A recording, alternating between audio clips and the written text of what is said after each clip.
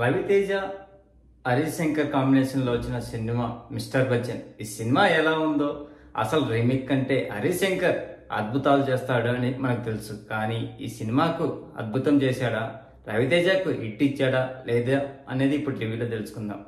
Cinema ఏం లేదండి, Raviteja character ఒక ఐటీ ఆఫీసర్. ఎన్నో రైడ్లు చేసి నల్లధనాన్ని పట్టుకుంటాడు. అలాంటి ఆఫీసర్ను అర్ధాక్షణంగా బయటికి పంపించేయడము, తర్వాత అతను వాళ్ళ ఊరికి వెళ్ళేసి మన పాటల ప్రోగ్రామ్ లాగా పెట్టేసుకుంటాడు, ఆర్కెస్ట్రా. అప్పుడు ఆ ఊర్లో ఒక పెద్ద మనిషి, అదే మన జగపతి బాబు, బాగా విలనిజం చేస్తుంటాడు. తన మీదకి వచ్చినటువంటి ఏ ఆఫీసర్ని కానీ ఎటువంటి వాడినైనా కానీ నిర్దాక్షిణ్యంగా చంపడము, ఇవన్నీ కామన్ మనకు పాత సినిమాల మధ్య అనిపించేవి. కాకపోతే మనకు హిందీ సినిమా రైడ్ చూసిన వానికి ఈ సినిమా అస్సలు నచ్చదు.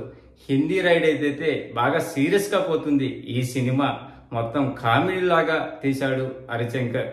అంతేకాకుండా ఈ సినిమాలో విలన్ అయినటువంటి జగపతి బాబును ఎలా ఆట కట్టించాడు అనేదే ఈ సినిమా. ఈ సినిమా చూస్తున్నంతసేపు సత్య కామెడీ అయితే నాకు మిరపకాయల సినిమాలోని సునీల్ కామెడీ గుర్తు చేసేది. అలాగే అన్నపూర్ణ కామెడీ అయితే నాకు అసలు ఏంద్రా బాబు ఎందుకు ఏది పెట్టారు అనిపించేది. భాగ్యశ్రీని అయితే ఏకంగా అందాల ఆరబోత కోసం మాత్రమే సినిమాలో తీసుకున్నట్టు అనిపించింది. అంతేకాకుండా హీరోయిన్ కూడా సేమ్ పాటల కోసం అట్లనే కోసమే తీసుకున్నట్టు అనిపించింది. ఇంకా మిక్కీజే మేయర్ సింగిల్ స్క్రీన్, అదే బీసీ సెంటర్ వాళ్ళకి మాత్రం బాగా ఇచ్చాడు. అంతేకాకుండా ఈ సినిమాలో ఫస్ట్ హాఫ్ అంతా మంచిగానే అనిపించింది, కానీ సెకండ్ హాఫ్ మరింత సాగదీసినట్టు అనిపించింది, కొద్దిగా బోరింగ్ అనిపించింది. హిందీ సినిమా చూసిన వాడు మొత్తం ఈ సినిమా చూడలేడు, మధ్యలోనే బయటకు వచ్చేసే విధంగా తీశాడు హరీష్ శంకర్. ఇది గబ్బర్ సింగ్ లెక్క మనం ఎక్స్పెక్ట్ చేసి వెళ్తే మాత్రం చాలా నిరాశ ఎదురవుతుంది మిస్టర్ బచ్చన్.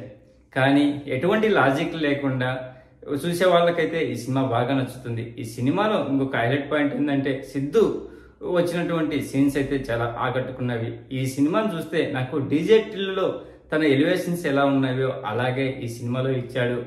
ఈ సినిమాకు మనము రేటింగ్ ఇవ్వాల్సి వస్తే అవుట్ ఆఫ్ 5 గాను 2.25 ఇవ్వచ్చు ఫ్రెండ్స్. అంతేకాకుండా ఈ సినిమాలో మ్యూజిక్ పరంగా చూసినా కానీ ఎక్కువ పెద్ద ఆకట్టుకోలేదని చెప్పొచ్చు. ఓన్లీ మాస్ ఆడియన్స్ మాత్రమే నచ్చుతుంది. ఈ సినిమాలో ఒక లాజిక్ లేదు, ఒక పాడు లేదు అన్నట్టు నాకు అనిపించేది. మీకు కూడా ఏమనిపించిందో కామెంట్ చేయండి ఫ్రెండ్స్. ప్లీజ్ ఫ్రెండ్స్, లైక్ చెప్తే లైక్ చేయండి, కొత్తగా వచ్చిన వాళ్ళు సబ్స్క్రైబ్ చేయండి. Thank you. Signing off your Mahindra.